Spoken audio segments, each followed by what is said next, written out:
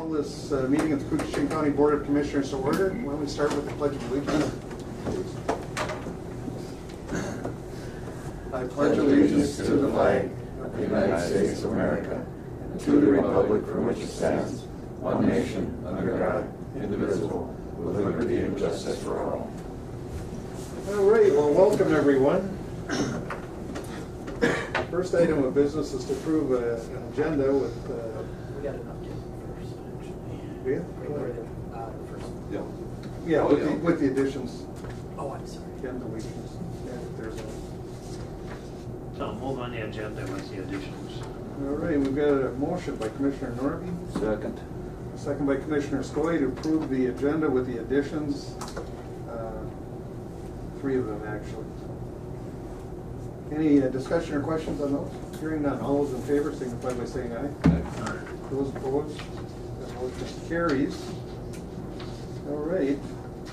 Great Northern Transmission Line update. Gentlemen. As we're talking about REA being offline here this morning. Well, it wasn't us, right? No, it wasn't you. No, it wasn't. You got off easy today. Yeah, what was the guy saying the other day that looked at this one project? New South Power is 99.98% uptime. 99.99%. Sounds believable. It is quite high. 2/10 of 1% of. Yeah. So, Well, all we're pretty interested impressive. in is all that revenue we're gonna get from that power line. Every time I hear a figure, it gets smaller and smaller. Well, I haven't heard anything different than what I've told you in the past, except for folks, in our tax department have even speculated that they might have underestimated it. So I don't know. I'm not a tax guy myself. Well, the reason there's so much interest is because we did formulate a share with the small cities since they're kind of affected. Right. Yeah, so they're waiting to see what happens. Yeah. And the other issue, even before you get going, of course, is the housing issue of Big Falls. Where are we at on that? With the man camp itself, Yeah.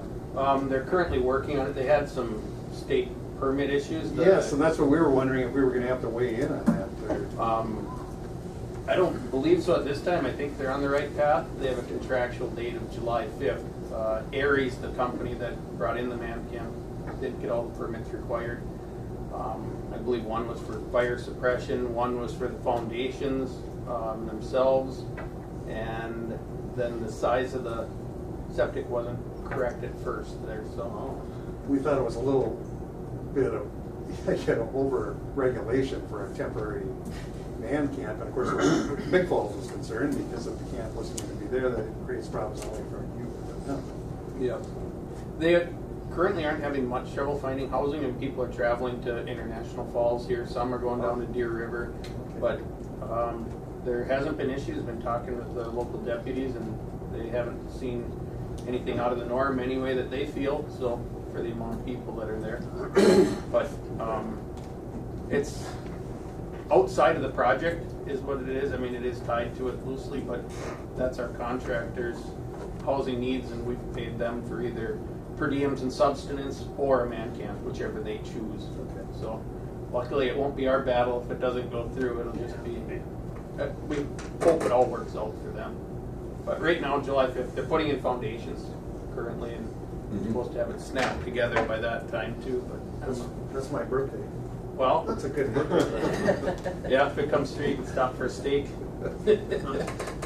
Well, anyway, we haven't had any complaints. That's great. Well, anyway, I'll turn it over to you folks then. You can enlighten us. Well, we're here just to give a brief update and to answer any questions that we can, hopefully with enough details to satisfy you. We have all of our permits in place now, including all of our right-of-way, with the exception of valuing the 4 condemnations that we had to go through.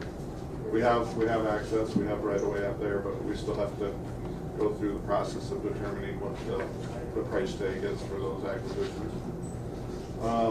We're seeing 80% cleared probably overall right now. And foundations and anchors are over half, probably 60%.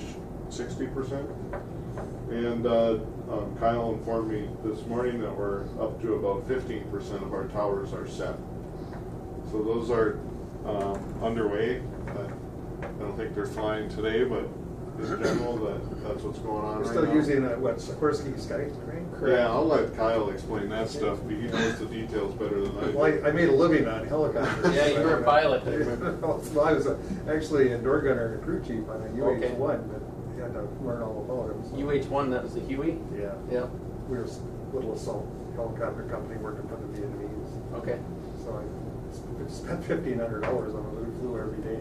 But anyway, I did see a Sikorsky Sky Crane operate in Oregon. A friend of mine who was in Vietnam with me went to work for a company and For they Evergreen, logged- or- they were logging with them up way up in the Yeah. mountains. These great big redwood trees and stuff. It was amazing what they can do. Yeah. Unbelievable. Who was your friend, can I ask? Ernest Henderson, his name. He Okay. went on to be chief mechanic for Alaska Airlines. Huh. Still is. He's stationed in Seattle, but he's up in Alaska and then over in Hawaii. They've got hubs there. So All for fun. yeah, he moves around. But he spent his first 6-7 years with that Sikorsky Sky Crane outfit, and that's what he maintained and kept flying. Okay. Pretty amazing piece of machinery. Interesting. Just for the folks, for the audience, this is this huge single rotor helicopter, but it's just all, it looks like a crane even, and it's just got a big guppy for the, like an L shape where the pilots sit, and the rest of it is all lifting material. And Yeah, can they have do a it. gross vehicle weight of 46,000 pounds. The helicopter that we run is a 1969 model.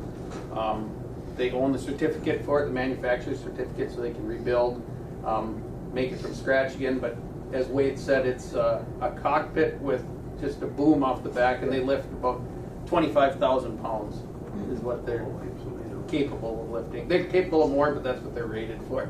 So. We used them overseas for I got Sikorsky Sky Crane, just for another interesting bit of history, is Ivan Sikorsky built the first helicopter, and that's what that aircraft is named after. And he was a Russian, as I recall. Yep. Yeah. Sounds like it, yeah. Yeah. So his name lives on anyway. Yeah, pretty neat. So to see one operate up here is very rare, and that's what's setting all these towers for the power lines. Yeah, and some over 170 feet tall and 24,000 pounds in that Yep. neighborhood. Yeah, we have 109 towers set right now. That's all within Koochiching County right now is where they are. We go from Highway 71, we go north just a little bit, only 7 towers there. It just worked out right out of that fly yard. And then we're south all the way down to just beyond County Road 62. Pretty much to the Itasca Koochiching County border right now is where we're at. Over to the east, you've gone that far, huh? Yep. We were gonna drive over and watch them set towers, but I guess they've already got them set. Yeah, we'll be flying again. There'll be periodic flight now because we're flying in all of our wire. We're flying in all the stringing equipment, just with the remoteness of the job. As you guys know, all that stuff needs to be flown in as well. It is, wire is going to be pulled this week, the first stretch. It'll be kind of running along deer line. They'll be pulling those in with small helicopters, support helicopters. They're MD 500s is what they are.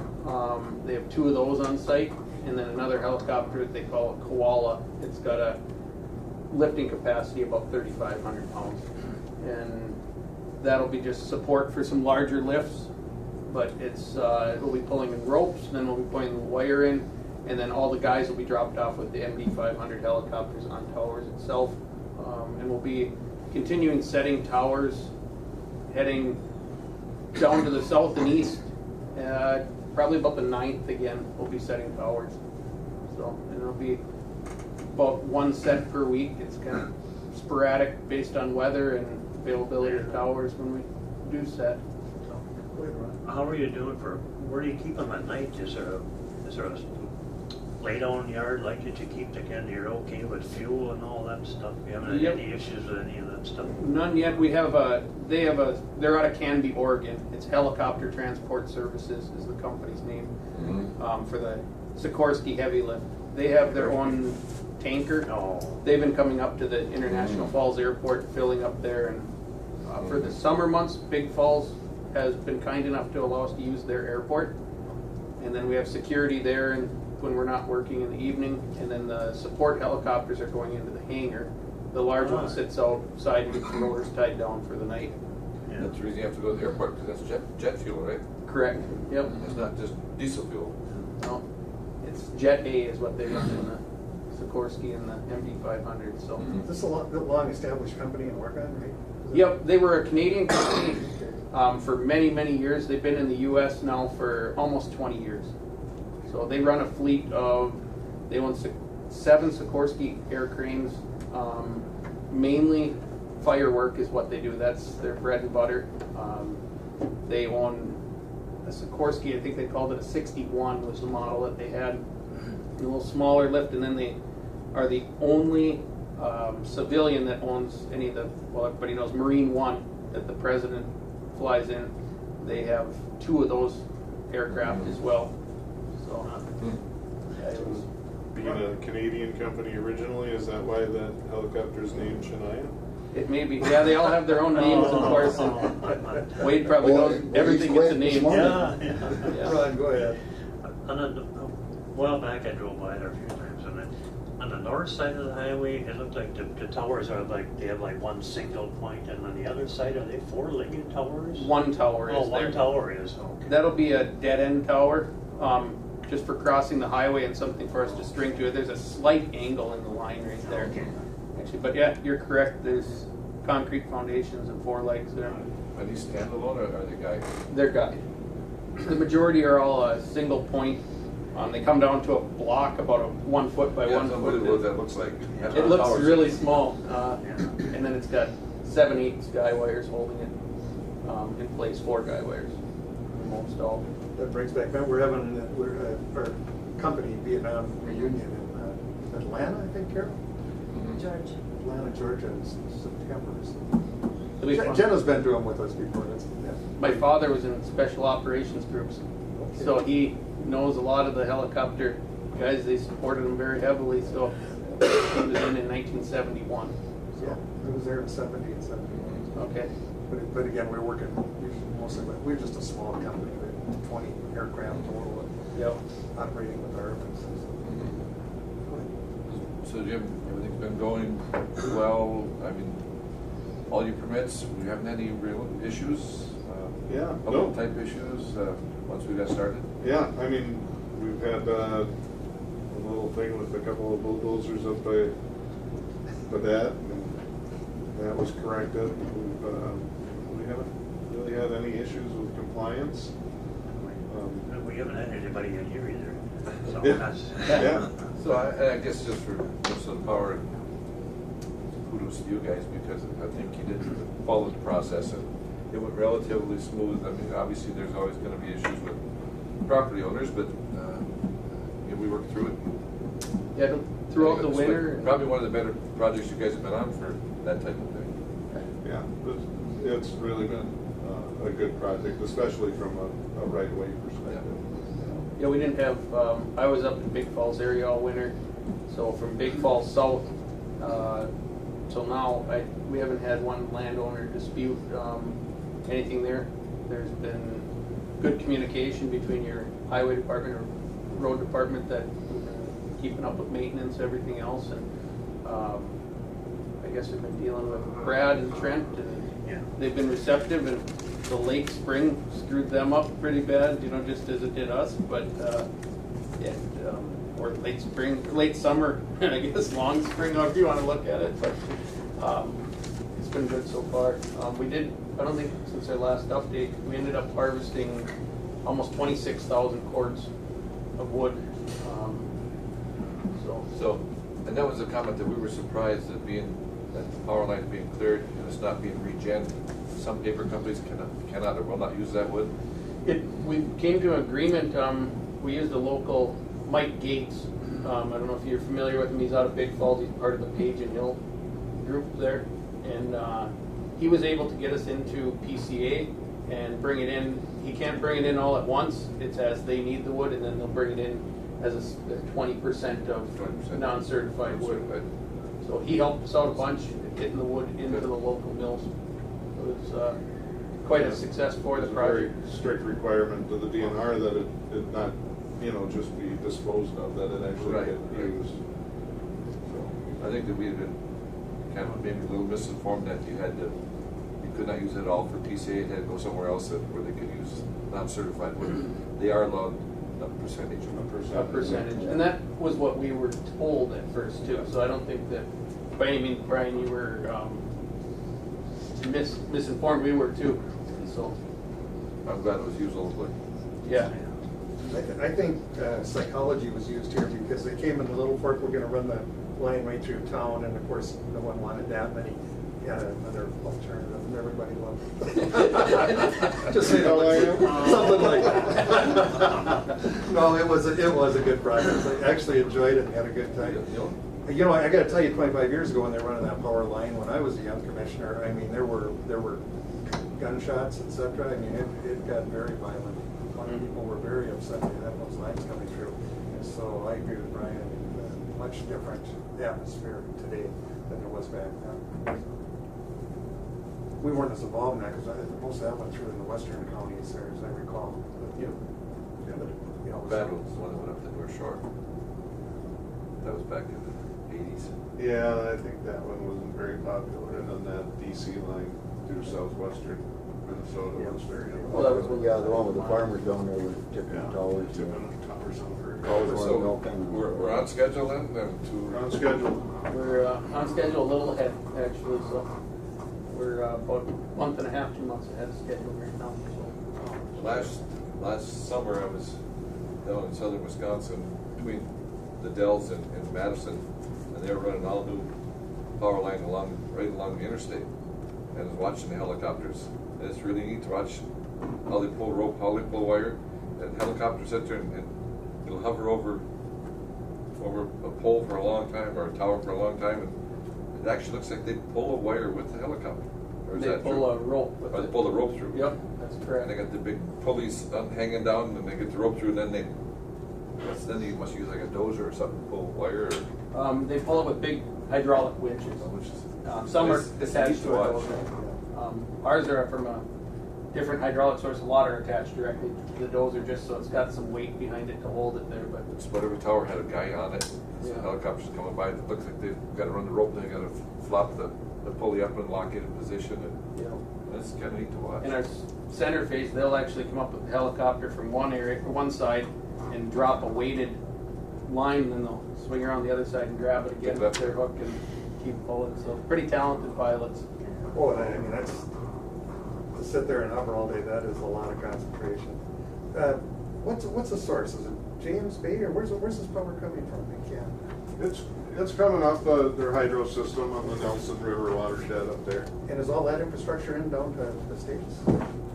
They have to build about 100 miles of 500 kV line from Okay. Winnipeg, from the converter station down to Down here. the border, right? And have they got that It's, appropriated? Or? it's right about just south of Winnipeg right now.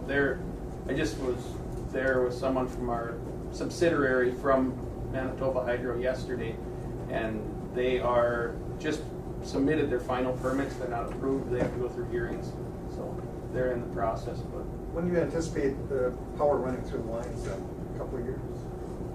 Our requirement is June 1st, 2020. And all I can say for sure is that we're planning on having our side of the Ready to go? project done. Okay, gotcha.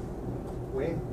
Yeah, actually, that was a question I was gonna ask, because talking to the people from up in Rose over there, they're starting to call it the power line of nowhere, because there's nothing on the Canadian side, and that's questions that are being asked is, I mean, is there a problem up there, or is, I mean, I'm sure it's been looked through, but I mean, so in other words, they are permitting and they are starting again then? yep, they're starting their process, going through it. We're in hearings right now. Yeah, I don't know all of their dealings. I hear ramblings, I read the news clips that come through, but we keep getting told by everyone on their side that they're on schedule. They're gonna meet the deadline of June 2020 as well. So Have they got it all the way from the power sources, because they had to run on the west side of the lakes, correct? Yep. Because they couldn't go through the corridor, the normal corridor? correct. So they settled with all the farmers going around and coming back? They are into for our side, you're saying? No. For okay. Winnipeg, they are just south of Winnipeg now. Oh, okay, so they've I completed think up to you're that thinking point. about bipole 3. Yep, and that one did complete this past spring. Okay, because I know up there was a lot of, the farmers were upset that they went across their farmland instead of falling to the course. Mhm. Yeah, they had some opposition, I remember hearing about, but Mhm. That actually became an after-the-fact issue, as I recall, because we had constituents coming here from far western Cooch, yeah. but everything was already set, as I recall. Yeah, it is, and, but this was on the Canadian side. Okay. And in essence, what it is rather than run through the woods, they didn't want to make another clearing through the woods, Yeah. so they forced them to go into the farmland and,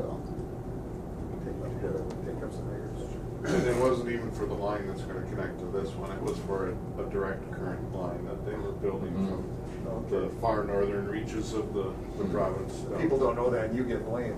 Yeah, It's your I project, suppose, yeah. Well, all I can say is you two are a lot nicer than people told us you were. Things have gone very good, so, no, I'm teasing. No. Go ahead, Ron. So you don't have any issues that we can help you with roads and lay down yards, you're not having any big issues, you don't need any help that you're not getting or anything? No, they said between Trent and Brad, they've been receptive.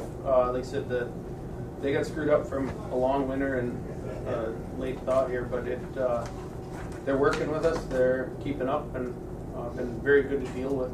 So compliment those guys on that. Go ahead, Brian. Just hope the rhetoric between US and Canada doesn't affect our power line, right? Yeah. There's been lots of talk about tariffs back and forth. Tariffs back, but I don't think they do anything, not with power, do they? No, it was just the steel and everything else we were to come across, and we have that. All of our labor's union and all of our steel is North American steel, so it comes Canada or our side back and forth. Could cause an issue, but we don't really see it being much of a problem. I like the idea, drop all tariffs, and really have free trade then. Well, anyway, any other questions? Anything for us? Well, we appreciate you coming up and keeping us updated. Anytime. Well, I think, can you re-enter one more time, so you're like 2 months ahead of schedule, is that what you said? Yeah, a month, 2 months right now at this point. We're That's good. moving along quite well, and it's a contractor that's willing to work with us. I'll leave a couple cards on the table here again. Good. And my cell phone's on there. Otherwise, the hotline that is on the GNTL website comes right to my cell too. So When this project's done, are you already looking at another one, or where you gentlemen go from there? Jim will probably go to retirement. It was that tough a project. I have other responsibilities. I manage our real estate group as well. And there's always other siting projects that come up too. None will be as exciting as this one. And This was a big project. Yeah. And I go back to Minnesota Power. I was a supervisor in the transmission and distribution department, so I'd go back and my focus was on transmission. They're tell me there's a spot held. I don't know if it'll be there when I'm back or not, but I got a good boss. How many thousand timbers do you have? You must have About 25,000 right now. 25,000 timbers. Yeah. What did they tell you? Trust us? Yeah. You will have a spot. Where do you gentlemen live? In the cities or Wisconsin? I'm from Two Harbors. So you're not too far away. Yep. Duluth for me. Okay, so Yeah. you're local then. Yep. Yep. Yeah. Two Harbor. Rick Goodman, you know him? I know Rick and my uncle Scott Larson. Yeah, well, Scott, I worked. They're both great guys. Yep. No, Rick's a county commissioner for where I live. So Right. Scott, is he still? Did his restaurant he did. burned down? It did. Yeah. So what's he? He's working at the Yeah. school or something now? He retired this past He year. did. Okay. He's got a little excavating business that he cruises around and plays with. Dale's So. retired. Well, he and Rick, I think, Scott was so fun to work President with. of marketing. It's very small world. I had a cabin just down in Yes. Ash River. Yeah. Oh, okay. Oh, yeah. That was my He's from- grandfather's. he's from actually, town? so- Yep. He grew up here. Just from Two Harbors. Yeah, Rich he's from Two Harbors. Rich Spade. Yeah. Yep, he lives up the shore there. Then we had Dale Sundin working with Minnesota Power in Duluth. He's retired now, but then Frankie Frederickson is Yep. Dale and I went to school together. he's the vice president. He's a vice president of marketing. Yeah, Frankie Frederickson is. So you guys are probably talking to the right people. If you need something else, go to Frank, really.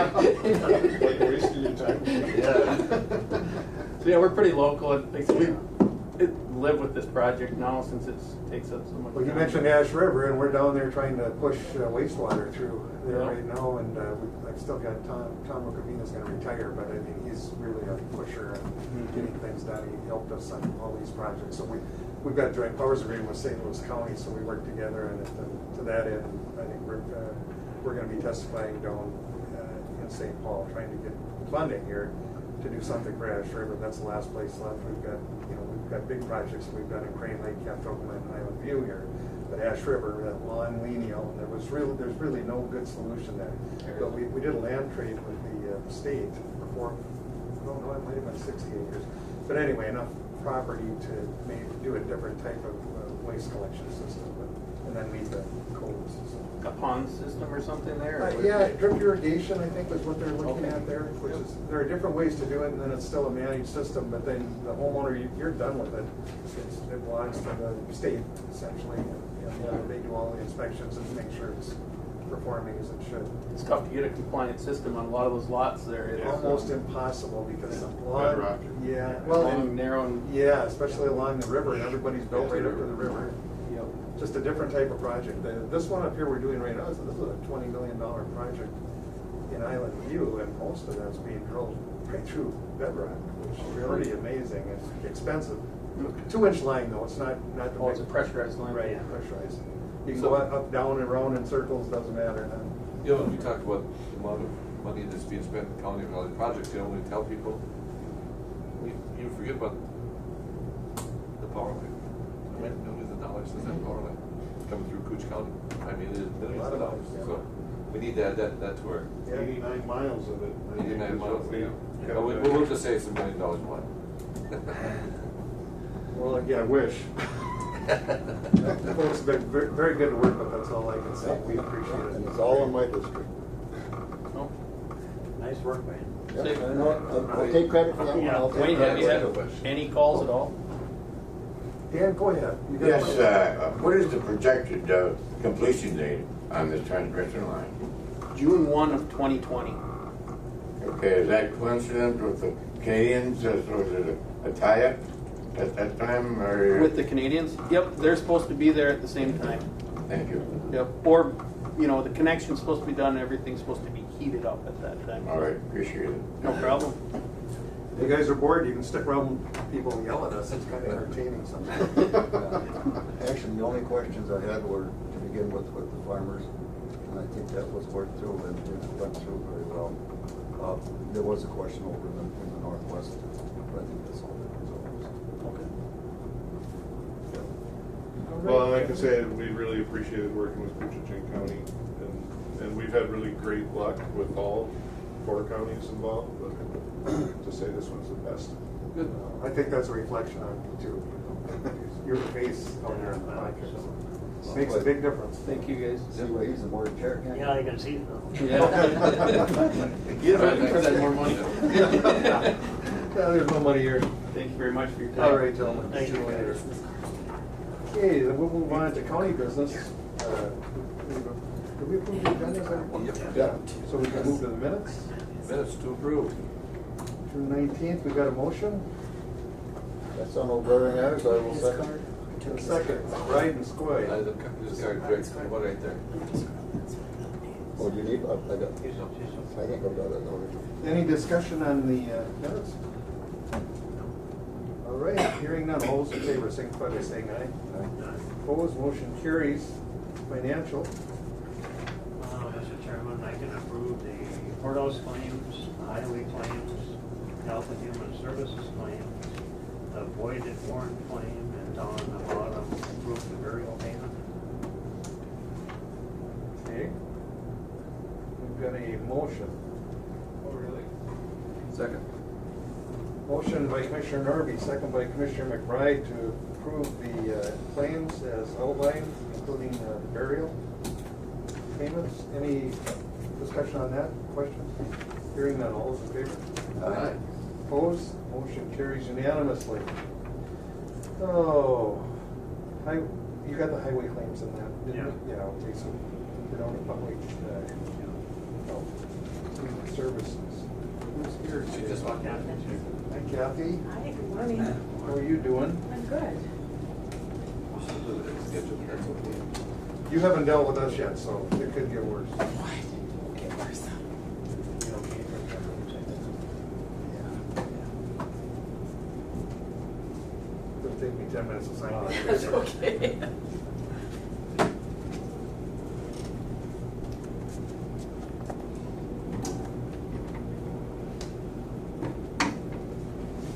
I'm trusting you're gonna approve these. All these for you to sign too, so. Okay.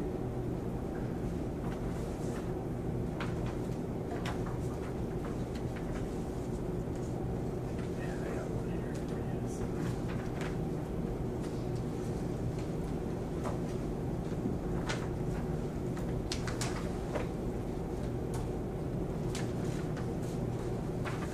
I was with your old cohort Terry yesterday at Oh. Grand Rapids.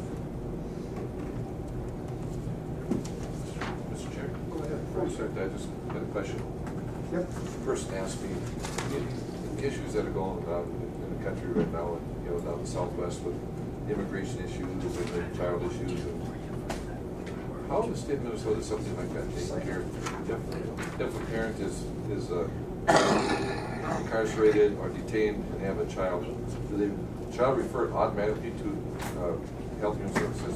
No, typically, the parent would go ahead and make arrangements for the child with some relative. We would only get involved if there was not any other caretaker available for the child. We have had that happen. We have had it happen where parents have had to go into the hospital for extended periods of time too, and there's just nowhere for the child to go, so the child has been in a voluntary foster care placement for the duration. That hasn't happened for a very long time. But if a parent was incarcerated and there was no one to care for the child, then yes, it would be referred to us, but I know that happens extremely rarely as well. It just seems like down south it's just overwhelming the system at times. Right, right. Well, they have a lot more people crossing the border and a lot more people coming in that, you know, are being detained. We don't have that.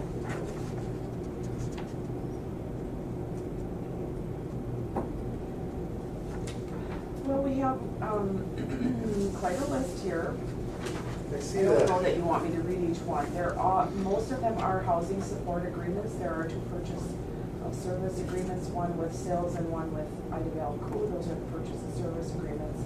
All the rest are housing support agreements. Nothing has changed with any of them.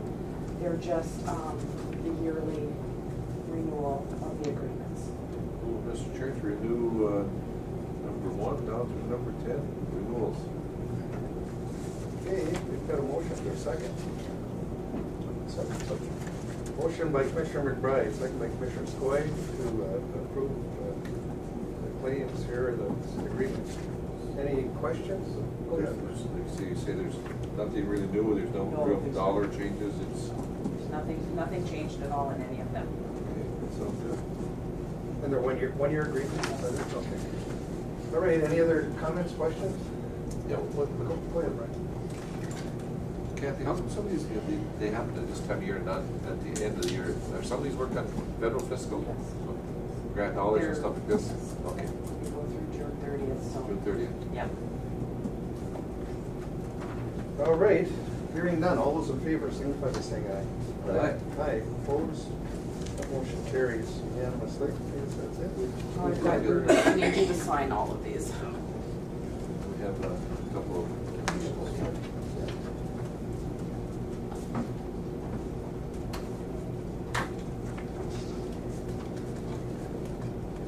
Wayne, you gotta head out somewhere too, huh? Yep. Yeah, and the bad thing is, they're supposed to order my cement yesterday, they didn't do it, so now they're starting this morning, so I've gotta get that. That, pick up Carol's sister's coming in on a flight, so. I got a 8 o'clock flight. More than an apron or something?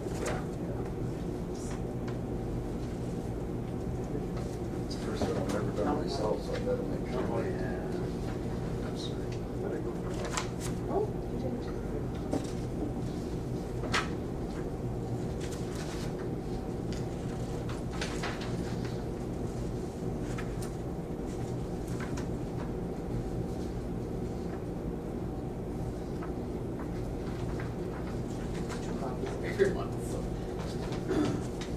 why he gets that extra money. This one's waiting Herbie's retirement. Yeah, Thanks. It's a few pennies it is, but. It's just this one addition right here. Do you want the addition?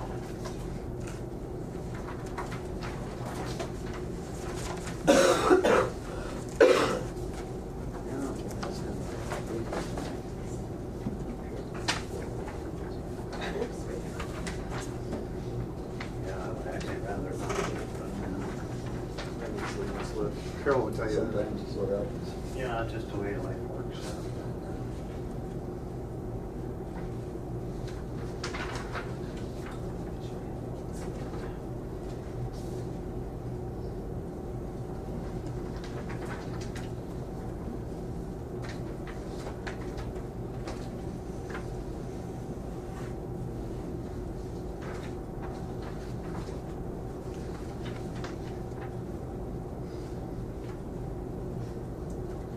You get your signing.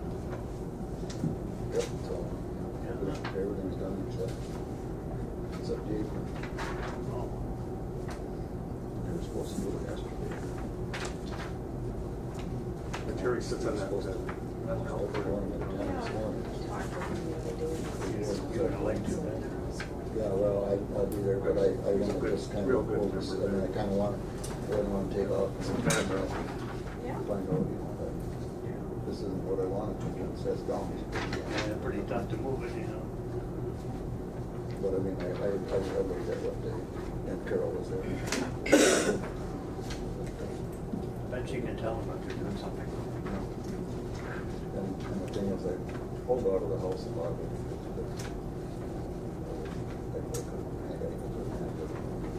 there was some mistakes I made. Oh. Yeah.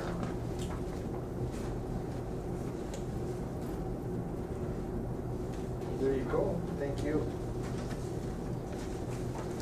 All right, maybe we can go to the additions then. Soil and water, you're up at 9:15. Yeah. You can come up anytime you want, but we're gonna do a couple other things here. Still not here yet for the additions. We need, does Joe have to be here for this? Well, yeah, he's. Here it is, all right. That was on the, Well, we can do the Rainier deal. sure. Yeah, we can do that. Well, Brian, why don't I let you describe that? Well, just for everybody, the city of Rainier has sent a resolution to county board talking about blight throughout the cities and around the county and how it affects property values, economic prosperity, personal well-being. And they're asking, looks to me like they're asking the county board to maybe take the lead in sitting down with the mayors or groups from each of the cities and come up with a plan. And I have no problem with that. I mean, I think blight is always an issue. The only thing I have is, I think every city in the county had different planning and zoning laws. And obviously, we can't enter an agreement and say, well, outside of what our zoning says. But I think we can start a discussion with them, it doesn't hurt. That would just mean, I don't know if we need to form a resolution to, maybe we should appoint Mayor Wagner as the chair of this. I think just a letter to all the cities, maybe with a copy of the one that With this, Rainier. that we're interested in, maybe we can get something started. If everyone wants to sit down, we'll. Motion? I think so. Motion to send this resolution to the other cities and see if there's interest in sitting down together and discuss the issues. Second. Second by Commissioner, motion by Commissioner McBride, second by Commissioner Norby. Discussion? I think, if they want to do something countywide, the county would have to be involved. Absolutely. So we'll see what they want. Any discussion or questions? Hearing none. All those in favor signify by saying aye. Opposed, that motion carries. All right, we'll get to the other ones when Joe comes. And Joe wants to be here on the GSA too? Yes, Joe, and he was gonna be after soil and water. After, so you want to do those after soil and water? Well, that's kind of what I thought, All but right. we're a little ahead of schedule, so. Sure. Good What do you have morning. for us today? I am All kinds of just good stuff, here right? to share all the great stuff we've been doing over at our office. Try to take once a year to forward out our last year's report that kind of details all of our. I'm sure your pictures are colored. They are, and I brought some copies. Oh, good, yeah. So- Those black blobs are. You want colored one, Lee? I was just teasing. Did bring a few, and I've It's got colored. some extras We're here. colored on Yeah. our iPads, so.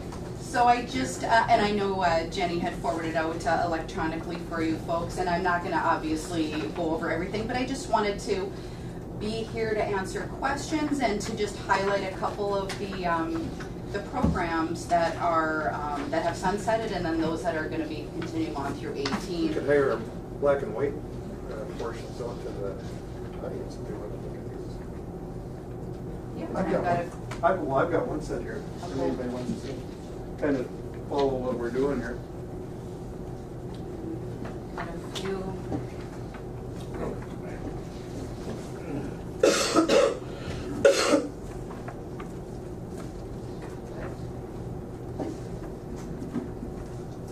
Alrighty, so we've had a kind of a crazy year. I think our water plan probably took a lot of center stage this past year, and I sure appreciate all the county departments and all the work that they put in to help us get that through. Kudos to Dale, that was kind of his little send-off. I think he was really happy to get that done. A lot of our programs are probably gonna look familiar to you folks. We've got them working again. Do you, that's excellent. I was hoping. Part-time. That's excellent. We miss him. But happy to be working with Matt, so that's a win-win for all of us. So we've got a lot of water monitoring going on. Some of the things that sunsetted, we did that Minnesota flood relief project with the county. There was a section that was not covered by FEMA, but was a direct damage result of some of the floodwaters, and so we were able to partner and utilize those with the state's blessing, so that was a good thing. Aquatic invasive continues to be a great program moving forward. Sam Soderman is our water resource specialist, and he is kind of heads that up with environmental services. Brian and I were talking about the National Park Service trying to remove the weeds now. Are you involved in that at all? I know that Eric Olson is our resource con. He's been working with the park quite a bit, so I've got my staff are kind of positioned in different, so I'll have to check with Eric, but I know that he's been out there dealing with invasive cattails. I know that they've got a pilot project going on how to best address those as they're trying to compete with wild rice. The question we get, or certainly I get from constituents who live on the water throughout the county, and not just on Rainy Lake, can we do the same thing? That's a great question, and we always look for that, consistency and fairness as the rules get applied. So I'll have a conversation with Eric when I get back. I wasn't so much aware of the weed removal as I know that they're focusing on the invasive cattails, because is that what we're talking about? Yes. Yeah. The hybrids, yeah. The hybrids, and that's what we're really, we're working with the Rainy Lake Property Owners Association as well. They have a real concern over the floating cattail mats that are breaking off, and we've got navigation hazards. My time on the lake this summer, this is the most I've ever seen. They're everywhere. All different sizes, breaking off and floating around. Yeah, And not just in Black Bay, they're out on the main lake. They're Yep, all over. they're all over. And so they came to us, I want to say last fall, they did a presentation to our board to ask for our assistance in helping them put together, be it a management plan, some pilot projects seeking grants, what's the best way to address these? Because it's my understanding that at present, the only thing that's being done is it blocks somebody's property, they get their boat out, they give it a shove, and then it floats away until it clogs up somebody else's, and it's just sort of a back and forth, because there's really no plan. So we've been exploring where, if we have a site that maybe they could be towed and anchored, and then it frees up, maybe look at what the park's doing with that mulcher. So that's where our office is providing technical and admin assistance. But keep us posted, will you? Yeah, Because it's- like I say, it's wider than just the Park Service and their waters, and the homeowners are concerned, and Lake Relief. My nephew works with DNR down in Twin Cities area, and those issues, they take them to a landing, and then they use backhoe, just put them on land, let them dry, and when they dry, they're almost dust. And then you load them up and there's nothing there, and then they take them and spread them on fields or whatever. But, I mean, it's one way to do it, but those are probably smaller lakes. Yeah. You get a bog on rainy and you may have to push it 10 miles to get to the spot where you want them. So that just doesn't work.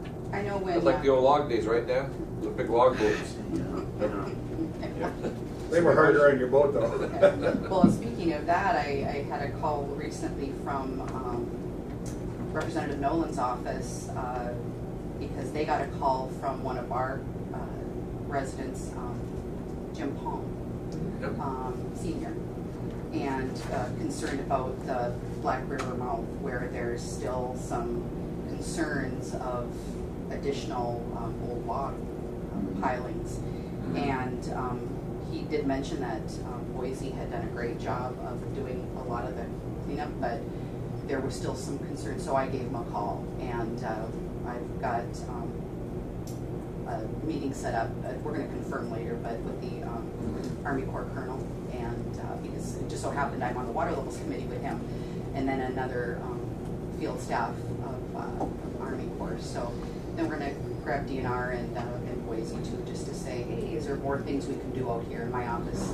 Maybe we'll be involved if there's some project grant money that maybe we can go after. We're gonna see, because Jim indicated it's, he's still very passionate about it, but at his age, he doesn't really want to spend a lot of energy. So I said, we'll take that energy on for you and see if we can find a good resolution out there, and what the concerns might be, and maybe it's fine, but we're gonna have everybody out there to take a look. So it's been we've been hopping in a lot of directions, but good. I have great staff, so we're able to tackle a lot of different areas. So my program coordinator Jolene just she made the paper twice over in Fort Francis and here for that drain stenciling again. Jim Palm was an official here at the county for many years. Great guy. Speaking of cemeteries, we had that discussion here last week, I think. Jim, historically, and others, but have taken care of the cemetery that's in behind Jim's house, along the river there. I think that drain stenciling, having involved the younger kids that's a great project. What we love for our kids to do is what some of the Fort Francis kids have done, and they've actually gone to their, I guess in their municipality, but our equivalent would be either the county or the city, and the kids themselves actually do the presentation about what they're doing and why they think it's important, and just kind of elevating their connection to what they're doing, not just a fun day out of class. But it's really been so well received. We've been really excited to do that as a bi-national project, so we look forward to that continuing. And that's just an example of some of the stuff that you just find in here. So my goal today wasn't really to go over this whole thing, just to highlight a couple things. We do turn 65 next year, so we're looking forward to doing Some of us turn older than that. doing a celebration. I don't believe that picture in the center. That sure looks like Wendell Anderson. I don't know, but that is That our is Wendell signing. But 1953, Wendell Anderson? He couldn't have been. No. It isn't, Tim. It is, I don't know It who sure the looks people like it. are. They didn't have names on the back of the photo, but it was included in our articles of incorporation as the signing us into existence. Because of his brother. Oh, yeah. I don't, maybe that picture's not quite 1953. I don't Maybe it's think so. 63. Could be, yeah. And even Wendell Anderson wasn't, 1953. he wasn't governor in 63. No, but this, 19. well, he was governor in the early 70s. Yeah, he would have been 73. Yeah, this one was dated though in terms of December of '53 when they actually signed this one. We used January of I '54. mentioned, it may have been December 73, but that photograph is probably early 70s. But that is Governor Anderson. Yeah, Okay. so that was on the front page of Time magazine. May I see it? I can tell already. And the last thing I That's have. Wendy. That's Wendell Anderson. still around. I was there when there was the first term legislature. My brother was his personal bodyguard. Excellent. The last thing I have for you is, as part of the state of Minnesota for soil and water conservation districts, there's 90 of us, and one for every county. Some counties are large and have 2, North, South St. Louis, East, West Polk, East, West Otter Tail. And in our area of 8, kind of north central counties from Cass and Crow Wing, Wadena, all the way up to us in Lake of the Woods, we we form a joint powers board, and through that we have money through the state where we share engineering assistance and technical assistance to do a lot of these projects, so that we can tap low-cost engineering help for landowner projects. Again, our office is really our whole design is to work with private landowners. That's our whole thing. Well, part of that, where we had some extra money and said, how do we best utilize it? The host district down in Crow Wing decided to employ a graphics designer, because soil and waters are so busy just doing our jobs. We don't always have the expertise or the time to tell our stories. And so we're very excited that the first project or product that came out of that were 2 brochures for all of us. They're individualized on the back with our contact information, but other counties, other districts would have theirs. But they're really focused on what is a soil and water and what can we do for our landowners. And the other one is really focused on just forestry. And I love this tagline, turns out money really does grow on trees. So for folks that are interested in SFIA, sustainable forestry, forest stewardship planning, they are really well done. I'm very pleased, and we look forward to working more with him. I've actually got him working on a water plan summary, something that's not a 100-page document for the average landowner who just wants to maybe thumb through and get the highlights. So we're working on that right now to make it more useful. So I just wanted to leave a set, and then I am going to get out of your hair, unless you have other questions. I've got a question. I'm going to give that to Ryan. Dan, go ahead. Right, in your outline here, do you have the plat book of 2018 that you're working on? We're 6 months into 2018. Is there some kind of a target date when this is going to be ready? Right now, that is dependent on the county. We are, what the plat book is, comes about from the county's data layers. And I'm working with Jackie. There was some request for us to hold off because they were doing some data cleanup, data merging, it's my understanding. So Jackie thought they would hopefully be ready in the next couple months, but we're going to keep working closely with her. So once we get the go-ahead that the data is ready for us to generate, then we'll be able to put those pages together and send it to print. The hope would be before deer season, but right now we just don't know. But we'll do our best to work with Who's objecting to what and on what basis? So the county's information systems department, Yeah. they house, or it's the county's data. I know Jackie, right? Okay, so they are working with the actual parcel layer data, which is what generates the plat book. Okay. And so, All right. Well, I see the problem. Okay, thank you. so as soon as I get the Thank you. word, Well, historically, we've had a very good relationship with soil and water. Yeah. I appreciate that. we appreciate you guys very much. I know not every soil and water county has this, and I'm very thankful. They don't all have that good relationship. What I've noticed over the years is that, at least the people you've had have been much more interested in helping people than, laying down the law and restricting them and trying to work through things. This is what we can do. Here's an alternative. Yeah. So that goes a long way. I can tell you that. I know that just from the comments. If people were, if we were doing like some counties, people would be complaining. Yeah, and we're not a regulatory office, nor do we ever aim to be. Although there are some state laws we have to abide by, we don't always agree with everything that goes into them. But I always try to, one, hire good staff, And two, really help them understand that our whole existence is to help landowners be good stewards, help them get their projects done. There's usually multiple ways, so it's not just a black and white, it either can or can't. And hopefully, I wanted you guys to have access to those to say if your constituents come up with a project and they don't know where to turn, send them our way. Well, I think that, I mean, I gotta tell you, this really nailed it in a few short pages here. It's the best description and picture of a watershed. I mean, this is something that even school children can get. We were so pleased with his name is Dane Erickson. He runs Red Canoe Graphics. I suppose thinking of a county board looking at this, he thought of school children better Keep make it it simple. Yeah. We want it understandable by just all levels, you know, and if you want to go deeper, there's always more things we can do, but we wanted it to be able to speak to a broad audience that says, if I pick this up, do I understand that what happens in this part of the water actually ends up somewhere else, and what can I do? So, Very good, Pam. thank you. Thanks, Pam. So, All right. you know where to find me? Oh, Just yeah. a couple Go ahead, questions. please, John. Well, I think first of all, I don't think that the residents really appreciate the good work you do. I mean, I don't think a lot of people aren't aware of the things that you do, so, you know, for some reason. Couple of questions, are you still doing sampling for like zebra mussels and that type of thing? Are you involved in that? Or not?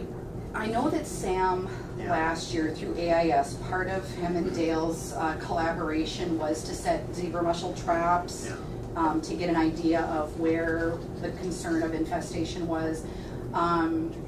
I will check with him to see if they're setting out traps again this year or if that was just for last year. I haven't heard anyone talk about it. Okay, and I'll find out for you. Yeah, kind of a, Go ahead, Ron. you're doing boat washing, you're still involved in that. How about something even a little odder, the riverbank behind the hospital? Have you been involved in that issue anymore? As a matter of fact, it is scheduled, we just discussed it at our last board meeting. My resource con, Eric Olson, has been working, is it Bryce, over at the hospital. And we're working right now, waiting for their engineered designs. Okay. And so that will likely go before our board next week for possible cost share projects, so So yeah. there is an engineer working, or somebody's working on the Yes. problem. They've actually hired an engineer, I can't remember their name right now. The goal is that they would provide them with 3 options for how to address that bank slumping. Yeah. It is similar to a project we did about 15 years ago down on the Little Fork. And that project involved a drain tile because there was a, lack of veg. And that is an issue behind the hospital because they need that landing pad for the helicopter. Yeah. So we can't have anything high growing there because it, interferes. So I think the goal was that the engineer would provide them with a couple of alternatives, and then whatever that comes into be, we'll be looking at it to utilize some of our funds, state cost share funds, to help that project move forward. So you can help with the project, but you can't help with engineering, is that correct? Right, engineering is one of those things that isn't fall under a cost shareable, the state doesn't like to pay for that part of it, so that's usually a landowner or a business or entity responsibility. However, the actual work itself, and again, the goal is always sediment control, how is the project impacting the resource? That's always the goal. And in this case, the slumping is pretty severe. Yeah, it's a pretty important issue for It us. is, and it's, so we look forward to working, helping them get the dirt moving, started Whatever it hopefully. takes, yeah. Mhm. It seems like dumping truckloads of rock in there probably isn't the answer, it's not there. Well, the problem we found is when you've got, in our county, a lot of clay layers, and when you don't, you've got clay and then a sand layer, and then a clay layer, and then maybe some more sand, without the vegetation, like long-rooted vegetation to knit those soils together, Sure. you get a heavy rain, and then it sits on that clay, and pretty soon with enough weight, it'll slip. And you'll see, that's where we see that slumping. So you'll see roots growing sideways, but it's not enough to hold it together, and it just kind of slides down, and that's what we're trying to address. If you guys want to see slides, I'll take you down to Silverdale. Some of the road projects we did that caused a lot of erosion for homeowners on the Little Fork River. River Slide Drive, they call it. River Slide Drive. Well, and of course, the Little Fork is one of our high priority areas. We identified that in the water plan as well. So we're actually looking at where we can do the most good to help those situations. It'd be fun to get the board down there one time and see some of this, because they don't see some of it. Pretty Well, good. I've been encouraging my staff too when they're out in the field too, like make sure you've got your camera and just keep. We've got such a great digital. No one meets me with a gun anymore. Carol and I used to go down there. No. It was nothing for 3 or 4 of them to come out with rifles. You can see on Highway 53 near Brazowski's, all that slumping along the highway. Yeah, same, that's the Highway same, keeps that's the same moving a thing. little bit, so Yeah. trying to stabilize, but yeah, it's kind of, the only thing that happens in the mountains and in California, you know, it happens here too. Well, the advantage too of being part of that Area 8 group is that, you know, soil and waters are such a unique little animal where we talk all the time, we're at meetings and area events where we do share a lot of those data. I know Crow Wing just sent me a huge article on an inlet where they had a major slumping, and so we can learn by other area projects as well that maybe we hadn't thought about. So it's a great information sharing and a great partnership.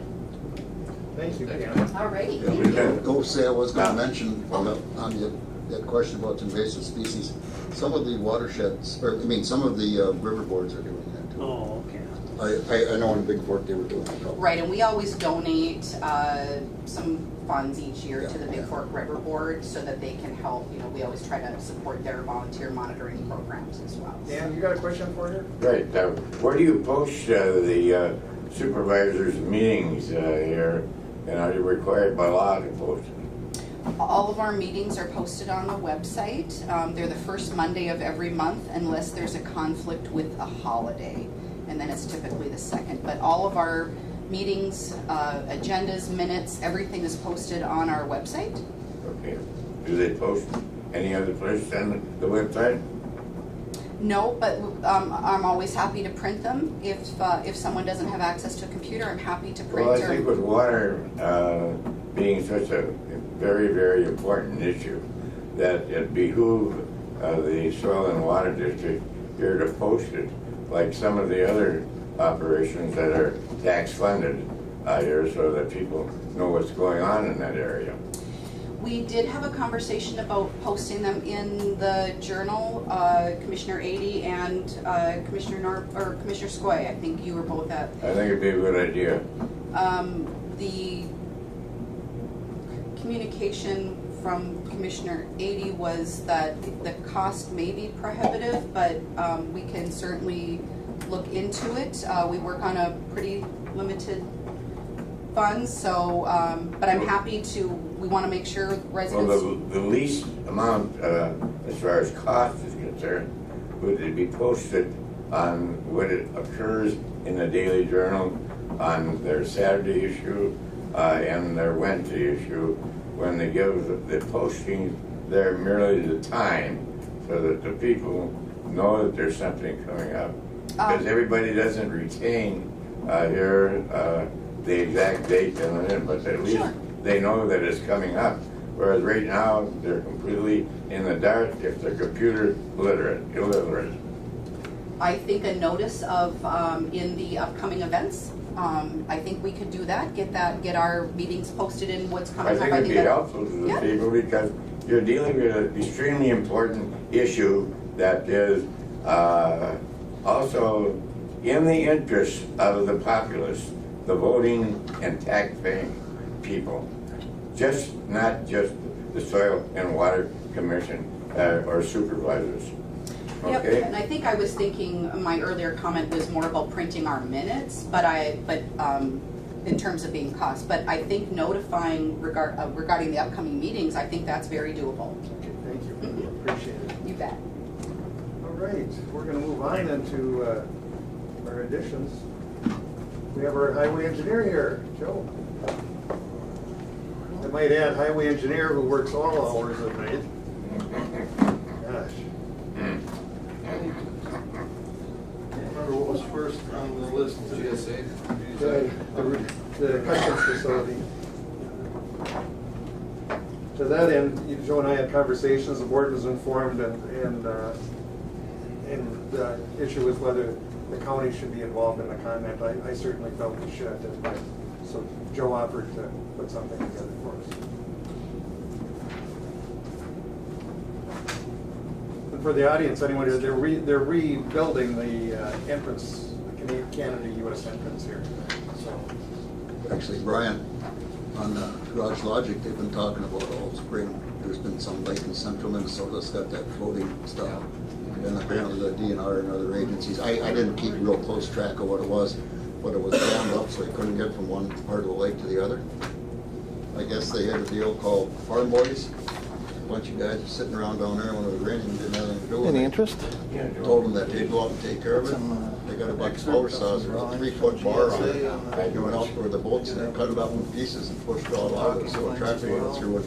Here the agencies have been messing with it for 6 weeks and couldn't do it, and they did it in one day. Introduce yourself. Wow, I know who you are now. Hi. She rolled in from Arizona last She night. came in to watch, yeah, later, huh? She said something. And then you can be on the record. Yeah. Oh, yes, thank you.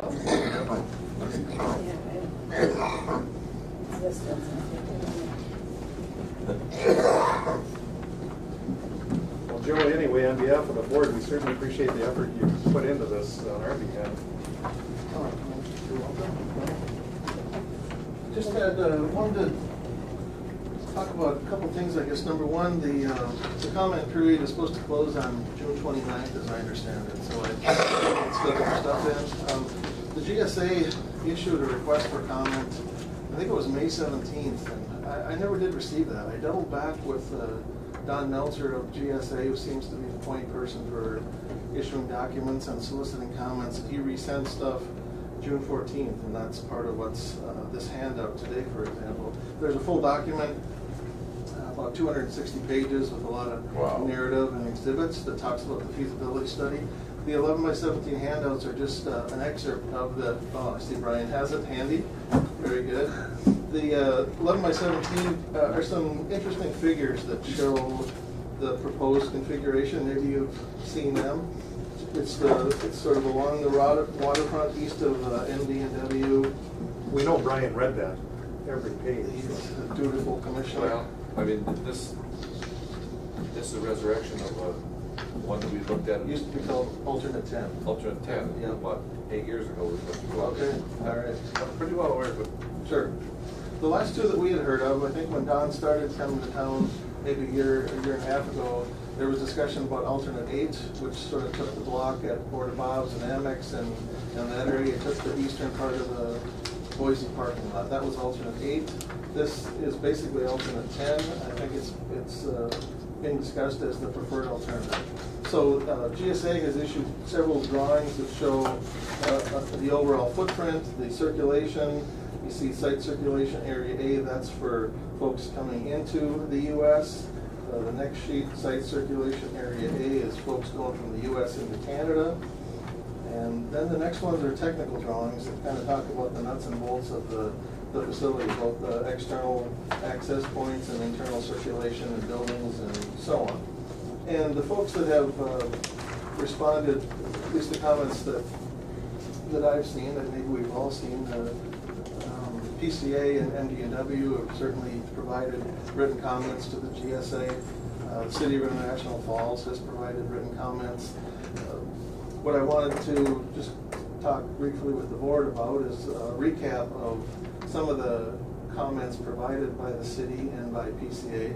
They're summarized on this 2-page document. And then the second page here is some ideas for what the county could comment on. And so that's what I'd like to touch on, I guess. Certainly Boise, the city has concerns about the access points and there's a separation of how, I'm not speaking for the city, my understanding from their comments are, there's an access point for non-commercial, which is just northeast of Border Bob's. That's the non-commercial in and out for non-commercial vehicles. There's a commercial access point at a new intersection east of where the Burner Road intersects with Trunk Highway 11, shown on the drawings. It would really be at the eastern edge of the proposed customs facility, just at the west edge of the Border Patrol facility. That's a commercial in and out point. That would be a new, presumably signalized intersection, raised median, and so on. And of course, then there's a long circulation road inside the facility. So you'd have to have some good signing and so on, so that you folks could separate and understand the commercial access point as opposed to non-commercial. There's also, based on the new circulation system and the new road network, there'd be, you could argue, a couple of additional points where traffic would cross the Trunk Highway 11 trail. And the city is working with MnDOT to expand the trail along Highway 53 as part of that project coming up, I think, in 2020. And so one of the things the city talks about, there could be some additional pedestrians and bikes that are coming up 53, turning to go east on the trail. And some of these access points might lead to additional traffic crossing the trail. Just pointing it out as a concern for potential issues there. There's some technical things where the city and the mill overlap on the chip line booster, issues related to redoing the electrical infrastructure, moving things around. One of the things that the city talks about is the fact that the trailer storage area, which today is on the north side of Highway 11 and the south side of the river bank, that in this alternate 10 is scheduled to move to the Slabtown area. And currently, the city has an arrangement with PCA where they can use that area as a snow dump, what we call Slabtown, south side of Highway 11, east of First Creek there. And so the city, if this moves through, would have to find a different snow dump area, and that's just something that they point out as something they have to work out. Oh, yeah, if I could, Joe, how do you see this in relationship to the Burner Road? Right, that's a point. I think that there's a request as part of this, what we used to call alternate 10, to convert the Burner Road from a public road to a private road. And part of that is to mitigate the fact that today, PCA and MD&W have a network of roads that are basically private roads, mostly north of Highway 11, along the riverbank, and so on. And so in this scenario, what is currently a private road would become sort of a public road because it would become part of the road network for this facility. I think in part to offset that, PCA, I believe, would like to see the Burner Road converted to a private road. To reduce some of the mixing of the public traffic with their private or internal circulating traffic. The scale would stay where it is and the trucks would access on that private road? I believe so. A related item is that one of the PCA comments is there's currently a frontage road on the south side of Trunk Highway 11. It runs from, if you're going north, going through the scales, you can get on the frontage road. That frontage road ends before it reaches Highway 155. One of the comments, I think, from PCA is to extend that frontage road to 155 and connect it with 155 south of Highway 11. It's kind of a related item as well. One of the complications of 332, and it's on my list of things for us to think about, is it was a turnback road. So if we have a basic CASA road and we want to give that up or revoke that mileage, we can move that mileage. Turnback mileage, you can't transfer it. So that's just a little something. You know, we have only X miles of CASA road, and so it'd be an issue. We would just lose that CASA mileage. We'd have to decide if we want to allow 332 to just sort of end, you know, in the Carson Loopy area or somewhere in that area, or would we want to extend 332 west over to Highway 53, let's say on like 13th Street? Would we want that sort of connectivity of 332, even though it wouldn't turn up, the Burner Road should go over to Highway 53, for example? Well, and if we could make that connectivity to 53, for example, we could then continue our status as far as getting. But we'd have to use. That would be my concern. New mileage. I think we'd have to go get. We'd have to draw from our Because CASA we mileage. can't salvage what we give up. Yeah, that's my From the understanding. tracks to 11. So essentially, if we did that, it didn't have the mileage, we could lose our CASA destination because we don't have a terminus, right? Well, unless we extended, yeah. Go over to If you extend it to 53, so it has that throughput. Well, we could still continue up north or south, and then on 15th, because 15th is CASA. So Theoretically, I suppose you could change 155 and make 155 be 332 and have 332 go up the Highway 11 there and just get rid of 155. I'm not sure, but just certainly one of the issues. If there is the request to convert it to a private road, what are the implications to the county? Like I remember, when we had the issue with the city, and I won't get into all that, but one of the issues there was keeping the Burner Road open. We were looking at closing it as part of the settlement. Sure. We got a lot of feedback from the homeowners in that area who were strongly opposed to it. So if we could come up with an alternative. Again, and the other issue, considering the people like all of us who live in that lake area or east of International Falls, keeping that truck traffic, off the highway as much as we could, I think is important to them too. Right, and certainly the alternative 10 provides a long internal circulation road, which I think is partly aimed at getting those vehicles off of the trunk highway. Yeah, sure. Good. Right. And one of the issues we always had with giving up Burner Road is access for emergency vehicles into that area of town too. Right. Sometimes it's a quicker journey, 11 down the Burner Road till you get to that portion of South Falls, and as you go through the traffic 53. And Yep. so we lose that. Yep, for sure. So the list that I have on page 2 here, there's a lot of items here. Some of them basically say echoing some of the concerns of the city. Some say echoing some of the concerns of PCA. There are some that are more sort of county-centric comments, things like the Burner Road and so on.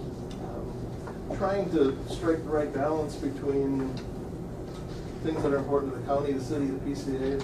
Also trying to recognize the fact that the customs facility is an important project, and the customs folks certainly have spent a lot of time working on the facility and planning and coming up with the right configuration that meets their needs. So I was just offering this list as potential things to talk about. Certainly, there's 2 ways we can, I think, formalize our comments. We can fill out there's sort of a spreadsheet that the GSA would like you to fill out. That's how PCA did it. It's maybe a little bit awkward to sort of fit your comments into that spreadsheet. We could if we wanted to. The city seems to be just taking the form of a letter as a way to organize their written comments. I think we could do that as well. One of the things I hope to come out of today's conversation would be to authorize the board chair to be able to submit written comments to the GSA on behalf of the county in response to their request for comments on the feasibility study for the relocated customs facility. And then we can spend the next couple days working out how that letter should look and what should be included, and we can get it off by the end of the week. Makes sense. Is that a motion? That's a motion. All right, we've got a motion by Commissioner Norby. Is there a second? Yep. Second by Commissioner McBride. Any discussion on that? Well, I think We'll work with Joe then on that, and we'll get a copy, before anything's submitted, we can get a copy to all 3. Sure. Or Kevin too. Of course, he's gonna have a big interest in this too. We've got a couple days of Yep. Nothing like a good deadline to get it done. All right, any questions or discussion on that? Hearing none, all those in favor? Opposed? Motion carries. Okay. Yeah, this is simple.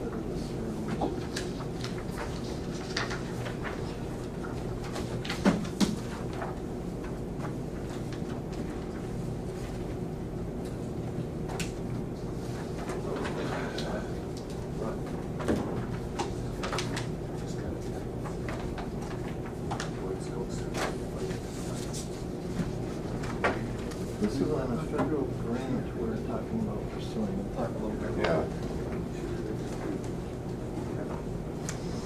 Okay, the bill grant update.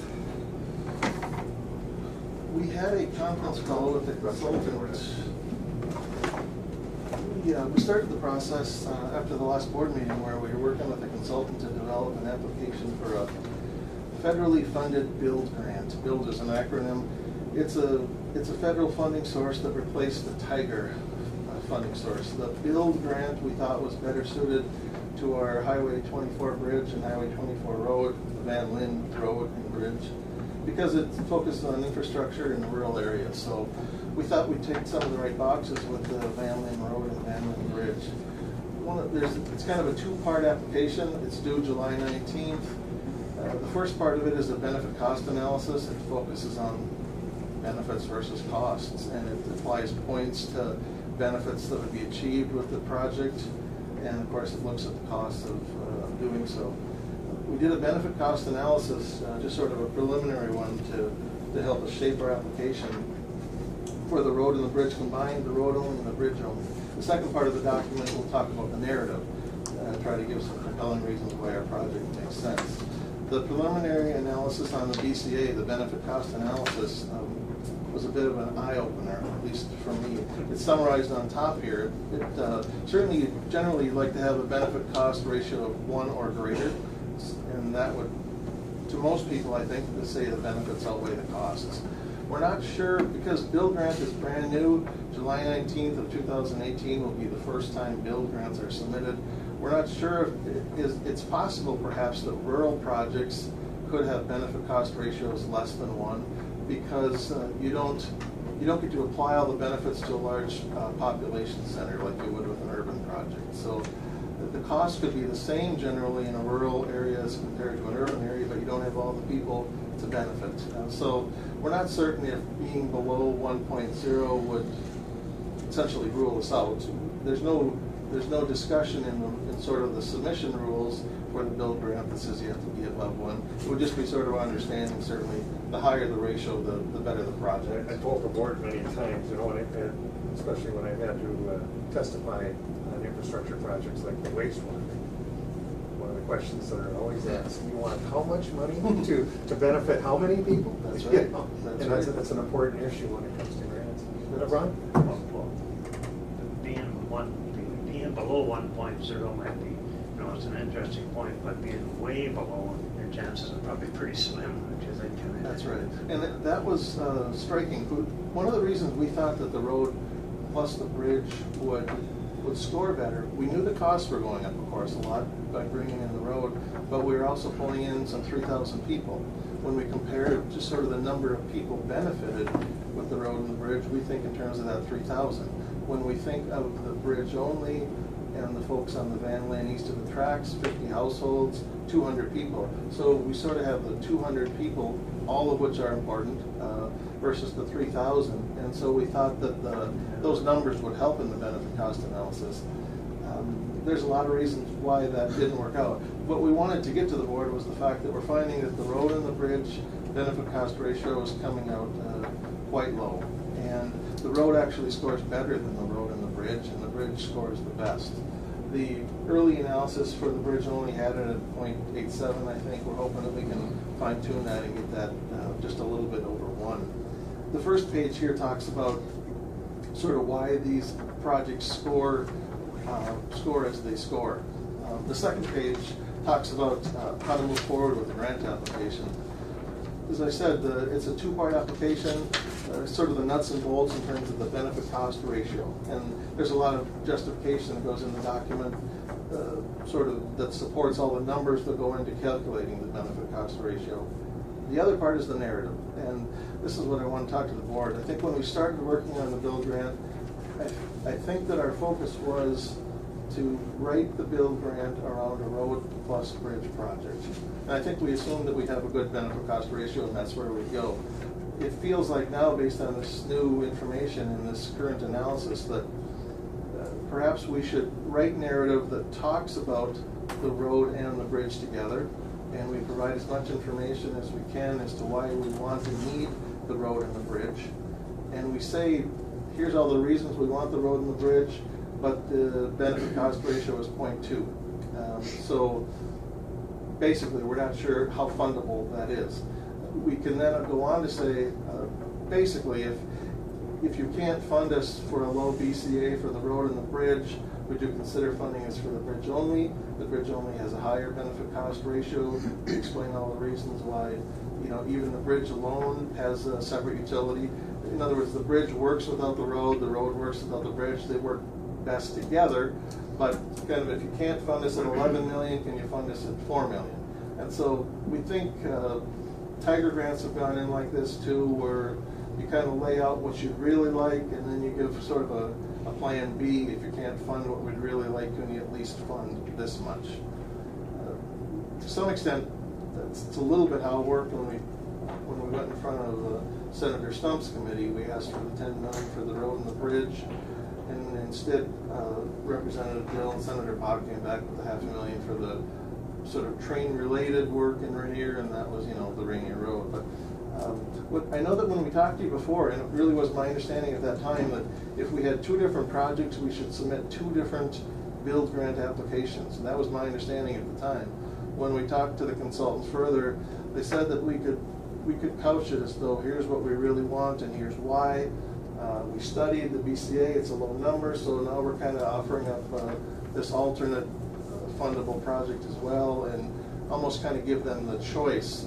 Whereas if we only did our narrative and our analysis on the road and the bridge, and they didn't feel it was fundable for whatever reasons, maybe they wouldn't take it upon themselves to just fund the bridge. I'm not sure. Certainly no history with that. But we wonder if we offer the road and the bridge as sort of plan A. If you can't do plan A, how about plan B? What do you think about us shaping the document to feel like that? I think it's a good idea. I mean, my question is, how does their process work? Is there an opportunity for us to testify and make a case for the entire project? I'm not sure if there's an opportunity to testify, but we've been told that there's a lot of value in not only having key elected officials, let's say Senator Klobuchar, et cetera, Representative Nolan, not only submit letters of support, but also to place a phone call during the scoring period to remind the scoring committee that I'm following the project, I want the project, I didn't just submit a letter. So that they've emphasized that as a good follow-up. I could verify the answer to your question. Is there a oral testimony? I'm not sure. I wasn't aware of it. Yeah, if they haven't mentioned it, there's probably not. They don't all operate the same, unfortunately.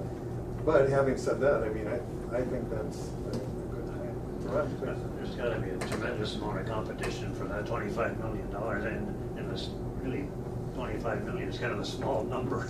Yes. For a rural build project, the maximum fundable amount is the $25 million. The minimum is the $1 million. If it was more of an urban-focused build grant application, the minimum would be a $5 million.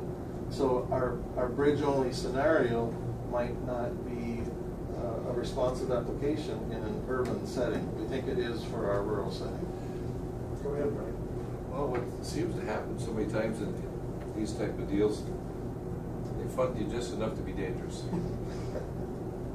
And then they give you $1 million on a $4 million project, and then you're stuck. And you've got 2 years, you got to scramble, and then we got to chase bonding dollars and all this stuff. But I think we can go ahead with what you're talking about and see where it goes. And the letters to, obviously, to our senators and our representatives going to be very important.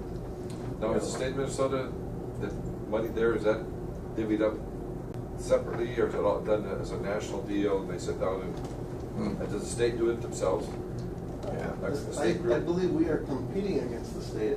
The state, I think the DOT is also submitting, I assume, a $25 million application for the can of worms in Duluth. Right. The state, interesting, the DOT provides a lot of scoring criteria to the US DOT. I should say the MnDOT provides a lot of sort of good structured scoring criteria that has been used by FHWA or the US DOT to make all these spreadsheets that crank out the BCA. But I think in terms of this, as I understand it, we're competing against MnDOT District 1 for the can of worms. If we're ever going to have a chance, this would be the year to do it, because Representative Nolan's on the Transportation Committee. He won't be there next year because he's retiring. And I would think he'd be open to helping us in any way he could. And Rick, he's been a good friend of ours as far as helping the transportation needs. There's one other item does not have to happen today. We could come back on July 10th. Before we submit the document on or before July 19th, I think we would like a resolution of support from the board, stating support for the project, etc. And we can do that now or then. Either way, it's okay. Go ahead, Commissioner. Is this we assume bridge project to cost $4 million. Is that a pretty safe assumption, or should it be 6 million, or, you know what I'm Say saying? if we gotta pay 4 million for one corner of that, right? Yeah, yeah. You know, it is a double-edged sword, I understand. You wanna be safe, let's say you put 5 million to be sure that's enough money. But the higher that dollar value goes, the lower the benefit cost ratio goes. So we are struggling with that. Yesterday, we sat down thinking, how can we reduce the cost of the bridge? Because we were at 0.8 with a $4.5 million bridge. We took the bridge down to 3.5 million and it went up to 1.1. And so I know it's a good question. We have to find that sweet spot, I think, for enough funding but keeping a good benefit cost ratio. Good answer. That's a tough one. Yeah. How does this port of entry business work now? If you look at transportation overall, you've got the airport, which is a port of entry there, and you've got Rainier, which is a port of entry because of rail, and all of a sudden we have this, which is the expansion of a port of entry, which it looks to me like both land and rail. I don't know. They got rail running over there now, whether it qualifies under that. You have this, and they want to do a real quick job on approving for a grant. And Joe points out, or as McBride points out, one of the things you get on the hook, and you're not really involved in the planning process because you don't know what CN is going to do. After all, that's a big proposition over there, and I don't know how they're going to put any more trains over the one bridge that they've got there. They may have some ideas that I don't know about, but to me, you're going to have increased traffic between Asia and the U.S. Both ways, and so I don't know where you're at on this deal. That's why we gotta get something done. But getting back to your point, you would need authority then, or a motion from the board. We would like a resolution of support from the board that would go in with our application, our bill grant application. Timing is everything, so I mean, I think we should do that today if we're gonna do it. We need a whereas and a whereas, right? Yeah, I'm sorry, I did not provide a sample, I wasn't sure if you want, I could do it the 10th too, if we'd rather do it the 10th, either way, where we could come up with the details of the resolution. Do you prefer one over the other? We could certainly come up with the words that would comprise the resolution of support. I did not submit an example for you today. It's too bad full board isn't here. Well, Kevin, we don't know when he'll be back. I would like to do it today, you can start out, but I believe that we need a formal resolution. Yeah, I think we should have something written that. I think we can come up with Yep, that's fine. whereas, Joe. It'll be in the packet after the 10th. That doesn't goof you up as far as. Nope. All right. Nope, we're okay. Okay, set her for the 10th. Yep, will do. And then that way, Commissioner Adie will get a copy, because he's gonna be very interested in this. All right, anything else then?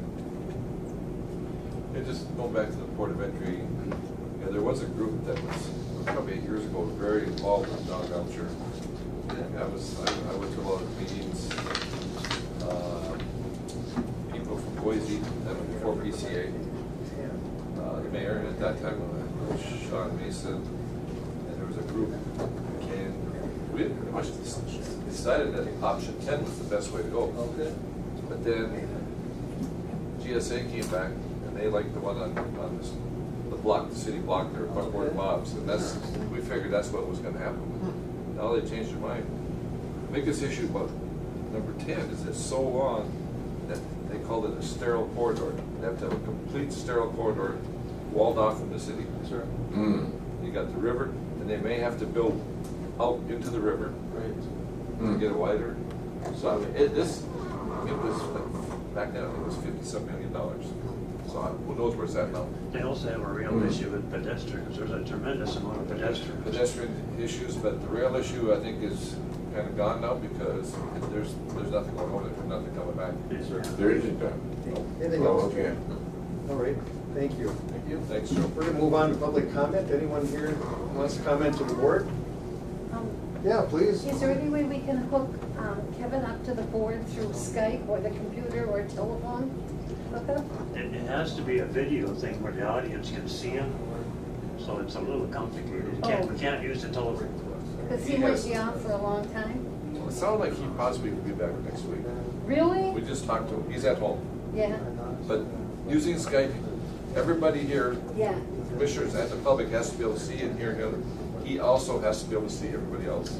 Okay, so that isn't gonna work. We're just, and we went through that issue, we talked about trying to upgrade the boardroom, and I think, what was it, it was $20-some thousand to 40 to 50,000. 40 to 50,000. To actually have like IT. set up the IT for all that. Yeah. And then he needs to be in a Yeah, public that's location as well. expensive. That's right, he can't be at home. Right. Okay, any other comments, questions? Hearing none, back to the board, any other business? Well, then a motion to adjourn would be in order. I'll move. Commissioner. So I can move. Me too, I gotta go. Second by Commissioner McBride, all those in favor? Aye. Opposed, motion carries, I've got to get.